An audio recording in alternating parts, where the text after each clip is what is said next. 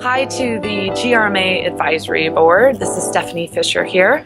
Thank you so much for joining us today and watching this short video. First of all, I'd like to thank all of you for your support and contribution to help making GRMA such a success. We had a great show, a stellar conference in April, and I appreciate all of the wonderful feedback and testimonials. We are excited to announce that we are returning at the Don Cesar Beach Resort next year, May 12th through the 14th. So make sure you do block your calendars, and we'll look forward to seeing you next May. I'm here with Ken Banks, one of our active advisory board members. Many of you know Ken Banks. He is a longtime veteran in the retail industry. And I've had an opportunity to talk with Ken about some future initiatives that we're looking to do for the GRMA to bring more value to all of our members. And so we're here to talk about that a little bit about that today with you. So Ken? Thank you, Stephanie. It's great to be with you again. And let me just add something. First of all, congratulations on a terrific GRMA. I've talked with several of the attendees, and all of them have said that it's the best ever. Among the opportunities that we've considered for the GRMA are webinars, podcasts, webcasts, social networking with resources such as Twitter, Facebook, LinkedIn, which we are already on. We have a great GRMA blog. In addition, we have a weekly newsletter that the readership has been increasing significantly, and we're having a lot of success with the newsletter, so we're excited to keep bringing that to our members. But one thing we thought is simplicity is critical here. And it's important to develop a program that is going to require very minimal staffing and low cost to the association. Well, that's right, Stephanie. When you asked me for some ideas that could be implemented, first of all, relatively quickly, and also ones that would not incur a significant capital investment or labor.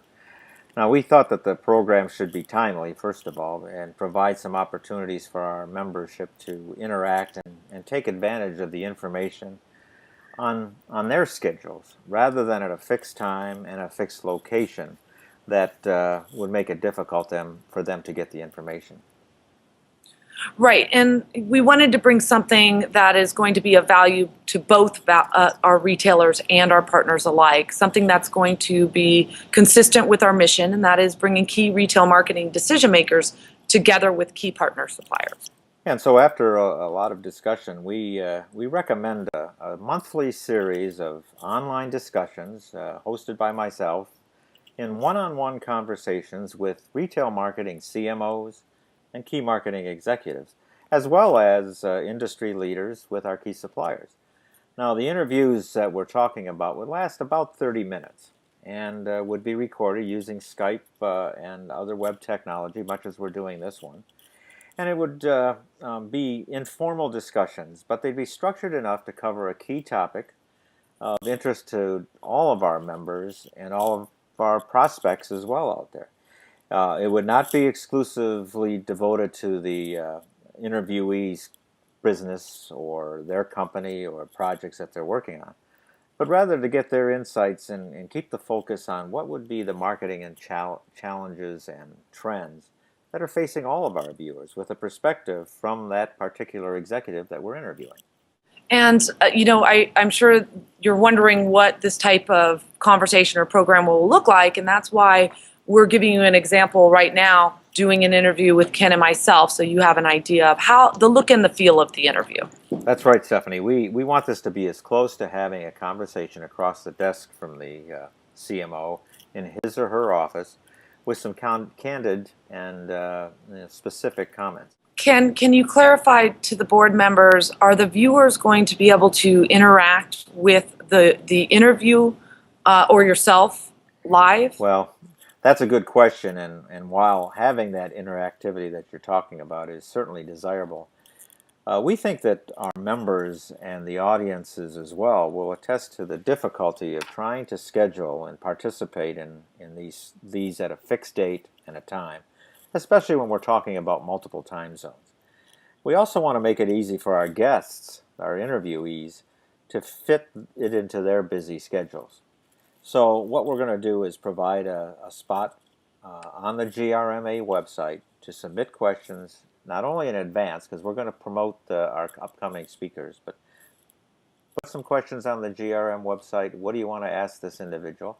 And also afterwards, if they've listened to the interview and a couple questions came up, they can come back, ask the question online, and then we'll get the answers directly from the person we're interviewing after it airs.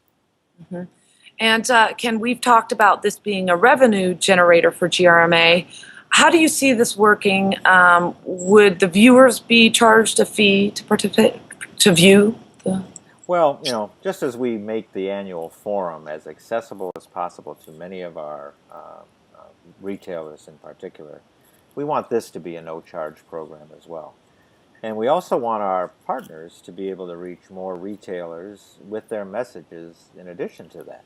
So the concept that we're looking at is a funding for this program would come from a sponsorship by key suppliers, possibly as one presenting sponsor for the whole series. Now, our initial projections are that an annual schedule of 12 monthly interviews could be produced for about $50,000. And this would include fees for the hosting as well as the production, and a portion of it would certainly go to GRMA to provide much needed revenue. Can you talk a little bit more about, now it doesn't have to be just one sponsor, correct? And can you tell us a little bit more about what's included in the sponsorship? Sure. Now, we could have a sponsor for each individual interview if that works better for everyone. The cost of the program would go up a little bit to $4,500 per interview. But not only would the sponsor get name recognition, we hear that a lot, in all of the materials that are broadcast and used to promote the interview, but we're going to also provide a minimum of 2 minutes for a message directly from the sponsor during the interview itself. It'd be like a commercial if they want. It could be an interview with a key executive of that sponsor to talk about what's happening with their company. But one of the things we want to do is make sure that it's as much of a benefit for the sponsor as it is for the interviewee and the viewer. I think the next steps would be, number one, I think it's important to get the approval of the advisory board, and that's why we're reaching out to everybody today. First, get the approval, and second, get some input and some feedback if you feel that this would be a valuable initiative. Number one, is this something of value as a retailer, or is this something that you would choose to spend time to view? Also, additionally, with the partners, is this something that brings value to you as well? I think also we would need to have an approach to reaching out to the right companies that would be interested in sponsoring the program. And then secondly, put together a CMO schedule for prospective executives that we would like to interview. Exactly. Okay. And the good news, Stephanie, is that there's a minimum of expense going into this program, so the risk is pretty much non-existent. But the potential for GRMA, I believe, is tremendous. And this will be just the start of many online programs that we can provide to the entire GRMA membership and partners on an ongoing basis. Well, thank you, Ken. I appreciate your time today, and thank you to all of the advisory board members. We definitely welcome your feedback, input, suggestion. So feel free to reach out to me directly or Ken Banks via email or phone, and we look forward to hearing back from you. Thank you, Stephanie. Look forward to our next one. Me too. Bye-bye.